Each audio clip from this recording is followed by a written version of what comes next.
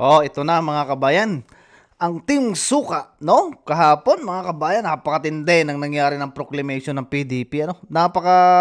Kumbaga masasabi natin mga kabayan na para tayo bumalik ng si PRRD ang presidente, ano mga kabayan? Napakakwela mga kabayan na nangyari kahapon diyan sa proclamation ng mga senatorial candidate ng PDP, mga kabayan. Hindi ka maboboring, no? Kahit sobrang haba mga kabayan ng live nila. At ayun, napuyat tayo mga kabayan. Eto mga kabayan, pag-usapan natin itong mga batikos or mga sinabi ni Congressman Marcoleta dito sa nangyari na to mga kabayan na proclamation, no? Ng PDP. May mga sinabi kasi dyan mga kabayan si Congressman Marcoleta patungkol dito sa mga sinabi ni Bungit mga kabayan. Pumapalag, no? Pumapalag mga kabayan ng ating pambato. O ito mga kabayan, ang Team Suka, no? Ang PDP, Team Suka. Dito naman mga kabayan sa baba, ito, yun yung proclamation naman ni na Bungit mga kabayan. Team Sinusuka, napakagaling nung nakapag-isip nito. At ito naman sa Pinklawan mga kabayan, Team Kain Suka. Viral ngayon mga kabayan na rin suka-suka na rin. Ako, kung sino-sino na nag-post ng about sa suka na yan mga kabayan, sigurado magiging mabenta ngayon ng suka. For sure mga kabayan. Anyway mga kabayan, pakinggan natin mga kabayan ang mga sinabi dito ni Congressman Marcoleta patungkol dyan sa suka na yan mga kabayan. Aray. Magandang hapon po sa ating lahat. Kanina po sabi ni Senator Bato, kasama po siya sa mga nagbebenta ng suka. Yung iba naman po siguro ay bumibili ng suka. Alam po ninyo ako, dahil sa hirap yata na dinaanan ko sa aking buhay, nangungutang po ako ng suka. Sus, kita mo mga kabayan ha? Kahit po ganun. Kita mo mga kabayan, kita mo yung good vibes, no? Yung mga tirada ni Bungit nung isang araw mga kabayan, kita ninyo at napakaseryoso, 'di ba? Seryoso yung kanya mga sinasabi. Kita niyo dito pagdating sa lineup ng PDP, napakalayo, no? Ginagawa nilang katatawanan lang yung mga sinasabi ni Bungit. Diba, kahit naman tayo mga kabayan, medyo napikon nga lang tayo doon sa mga sinabi niya na puro hindi totoo mga kabayan. Puro kasi nungalingan mga kabayan. Tuloy natin. Kahit na tayong lahat ngayon na nandito ay pinaglihi lahat sa suka, tayo po lahat ay nakakakilala. Alam natin kung bakit napakataas ng pangunahing bilihin sa ating bansa. Yung hindi kumakain ng suka, hindi nila alam yun. Paano yan, Congressman Marcoleta? May kumakain ng suka. Ha? Ito?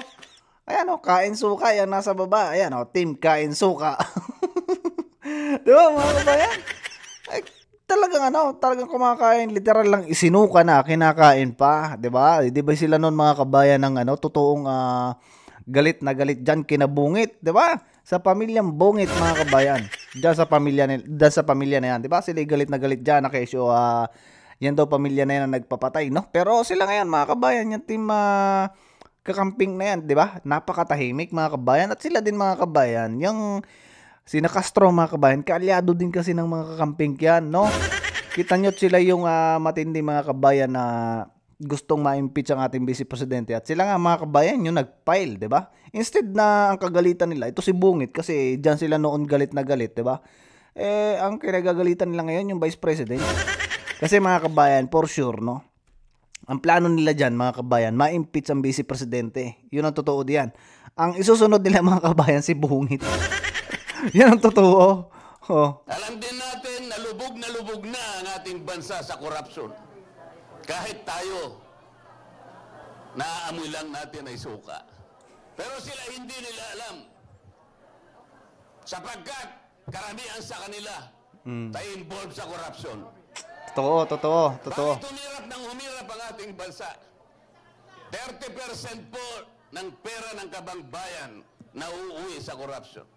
Tingnan po ninyo ang budget nyo ngayon. Budget natin sa taong ito, 36.325 trillion. Pag tinanggal mo po ang 30% dyan, ang dapat na national spending lang natin ay 4.5 trillion. Yun lang ang kailangan natin. Ano yung kanilang projected revenue? 4.8 trillion pesos. Alisin mo yung 30% na corruption, dapat 5.5 trillion yun. Sa mga tuwid, ang gross revenue natin, kung wala ang corruption, will be 5.5 trillion. National spending, walang corruption, 4.5 trillion. Meron tayong surplus na 1 trillion pesos. Tama, tama. Baligtad ang nangyari. Ngayon po ang ating deficit, projected deficit, 1.5 trillion pesos. Kita mo yan. Katumbas ng mangungutang tayo, 122 billion pesos. Ito pa nga mga kabayan ang matindi, ano. Kung nanood kayo nung Senate hearing, no, ng kay Senator Bongo about dyan sa mga empleyado, mga kabayan, nung pandemic time, no. Isipin niyo mga kabayan yung 2 point something billion, no, na dapat ay ibabayad nila or kumbaga mabawasan nila mga kabayan yung pagkakautang ng gobyerno dito sa mga mga empleyado nung pandemic. Ang ginawa mga kabayan ni Bungit, binito pa. Kita mo yan mga kabayan. Instead na yung mga nagsikap mga kabayan or inilagay nila yung buhay nila mga kabayan sa panganib. Kasi nung time ng pandemic mga kabayan, talagang nakakatakot na lumapit sa may mga sakit. No, at ang utang ng gobyerno doon mga kabayan na hindi pa nababayaran ay 6.7 billion. O kita nyo mga kabayan, instead na kahit papaano mabawasan yung pagkakautang nila doon sa mga empleyado na yon mga kabayan ng panahon ng pandemic, ang ginawa ni Bungit mga kabayan, yung 2.7 billion, binito niya mga kabayan. So yung mga dating empleyado mga kabayan nagrereklamo. At mas magaling pa daw mga kabayan yung mga miyembro or yung mga nakaka-receive ng tupad na yan at tupad, AIX, 'di ba?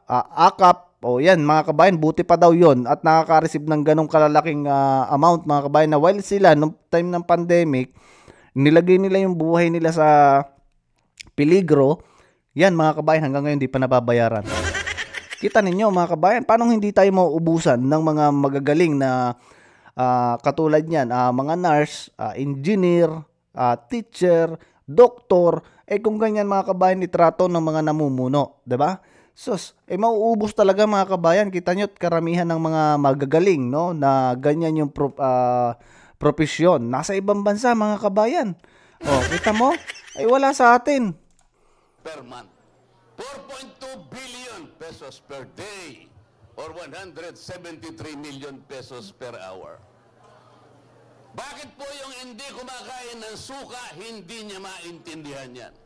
Bakit tayo po na ipinaglihilan sa suka ang nakakaintindi nito? Napakalaki po ng problema at hamon na hinaharap ng ating bansa. Kaya nga. Ang ginagawa nila ay para pag-awayin ang Pilipino. They impeach the Vice President even if there is no basis for it. Kita mo? Yan yung totoo mga kabayan. Wala talagang basis mga kabayan. Isipin ninyo yung pinipilit nila doon, yung about sa mga sinabing threat. Hindi naman threat yun mga kabayan. Maliban na lang kung may gawin sila sa Vice Presidente. 'Di ba? Yun naman yung sinabi doon. Napakalinaw. Hindi ko alam mga kabayan, no? Yung ating mga matatalinong nandyan sa NBI, yung mga matatalino na mga abogado, bakit mga kabayan hindi nila naiintindihan yung sinasabi ng Vice President, 'di ba? Pag may nangyari, ang problema mga kabayan, kung hindi nila gagawin yung Vice Presidente, hindi nila gagawa ng masama, wala namang mangyayari, di ba? Tayo mga kabayan normal na Pilipino, naiintindihan natin yon. Hindi man tayo nakagraduate ng, kumbaga hindi naman tayo ganun sa kanila, kagaling. Pero tayo mga kabayan, naiintindihan natin. Itong mga to mga kabayan, hindi. Tama po yung sinabi ng mga kasama ko. Nung pong nasa Cagayan de Oro kami, sinabi ko na, itaga mo ito sa bato, Senador. I-impeach nila ang Vice President. Kita mo yan? Nahulaan na pala ni ano? So, ang gagawin nila ngayon, even if the impeachment complaint was a handiwork of the 19th Congress, ang gagawin nila pagdating ng 20th Congress, pipilitin nila na doon nila litisin ang ating Vice President. Ko? There is a constitutional issue here. Kailangan po ninyo yung abogado na makakarating sa 20th Congress. Kailangan po ninyo yung abogado na lalaban para sa inyo, para sa katuwiran. Mga kabayan, kaya dapat, no? Dapat talaga, straight natin yan mga kabayan. Kasi halos lahat mga kabayan, nang nandyan sa lineup na yan, talagang, maganda ang background, no? Ang mga abogado mga kabayan. Ang isa pa hindi nakakatuwa dyan, yung sinabi ni Bungit mga kabayan, yung kay Pastor Kibuloy. No? Si Pastor Kibuloy mga kabayan, kahit papano, kung hindi man siya lawyer, kita ninyo mga kabayan, yung mga followers niya. Milyon-milyon mga kabayan, at yun ay over the world mga kabayan, hindi lang sa bansa natin. Buong mundo ang followers ni Pastor Kibuloy, tapos ginagano nila, diba? Tingin ko mga kabayan, hindi naman tayo sa nagmamagaling. Tingin ko na, kumbaga na politika si Pastor Kibuloy. Kasi mga panahon na yun mga kabayan, diba, tumitira si Pastor Kibuloy or yung kanyang channel dyan sa, sa administrasyon ni Bungit. Kaya pinag-initan mga kabayan, isipin ninyo, naka-freeze yung account. Diba? Sapagkat kung wala po kayong dadalhin na abogado doon na magtatanggol, our country will be going to the dogs. Totoo. Hindi ko na po hahabaan ang aking sasabihin. Nagkakaintindihan naman po tayo. Gusto ko na lamang ikwento sa inyo nung inimbita po ako ng Filipino Inventor Society. Napakarami po pala nilang nagawang invention. Ang Pilipino pa lang nakagawa ng karaoke, ng yoyo, ng bamboo incubator, ng 3-in-1 jeepney, ng isang unsinkable portable boat, ng isang laser acupuncture device. Napakarami po. Pati pala banana ketchup, Pilipino pala naka-invento. Ang sabi ko po sa kanila, bakit hindi kayo naka-imbento ng isang aparato na kailangan natin, lalong-lalo na sa panahon ng eleksyon? Katulad po ng isang scanner, na kung saan yung pong kumakandidatong senador ngayon, 65 yata silang lahat. Katulad yan mga kabayan, alam niyo dapat talaga bantayan natin mga kabayan ngayong mangyayaring eleksyon na yan. Kasi ngayon mga kabayan, meron ng bagong tinalaga si Bungit, no? Na empleyado dyan sa Comelec. Dalawa mga kabayan. Dalawa yung itinalaga niya doon. Hindi naman sa tayo mga kabayan kumbagay, siyempre, mas maganda na mga kabayan yung tayo ay mapagmatsyag mga kabayan. Lalo pa ngayon mga kabayan na sila ang nandyan sa posisyon. Aba, ay madaling mekanikuhin yan mga kabayan, 'di ba? Alam niyo naman nung panahon ni Bungit mga kabayan, nung tumatakbo ng Vice President yan, kahit talo na, sasabihin na, daya. Dadaanin po niyo sa aparato na yan para makita natin kung sino yung qualified. Tama. Madali po yun para hindi na mahirapan ang ating bansa. Padaanin po yung 65 na tumatakbong senador. Maniwala kayo sa akin, kapag kayong na-inventong aparato na yun ay matino, alam po ninyo kung sino lamang ang lulusot doon? Ito pong mga kandidato ng PDP laban. Lahat po ay re-rejectin ng aparato na yun. Maniwala kayo sa akin, sapagkat yung aparato na yun ay ginawa sa suka. Salamat po. Kung ang lakas talaga mga kabayan ng suka na yan. Grabe. Attorney Rodante Marcoleta. Ayan mga kabayan. Kita ninyo yung mga sinasabi ng ating napupusuan mga kabayan. Tingin ko mga kabayan kung totoo itong survey, kung isusurvey nila ng totoo mga kabayan, ipakikita nila. Tingin ko mga kabayan, ang number 1 ay si Congressman Marcoleta. Hindi si Tulfo mga kabayan.